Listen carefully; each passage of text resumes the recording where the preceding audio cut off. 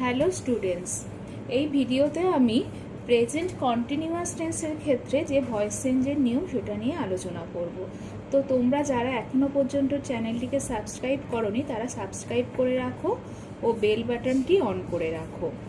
তো প্রথমে আমরা প্রেজেন্ট কন্টিনিউয়াস টেন্সের যে একটা এক্সাম্পল সেটা লিখি।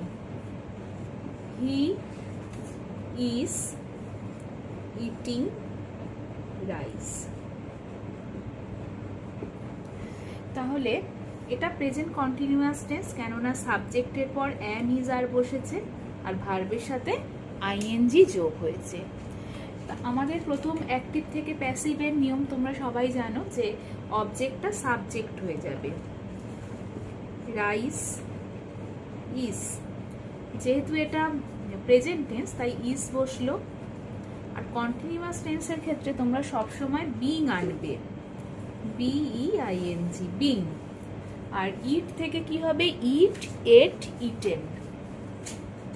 থার্ড ফর্ম হলো ইটেন বাই হিম।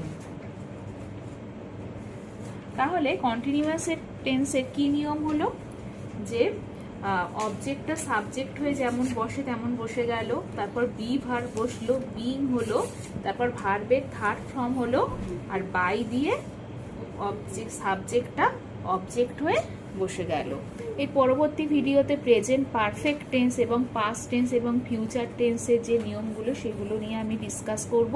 তোমরা চ্যানেলটিকে সাবস্ক্রাইব করে রেখো।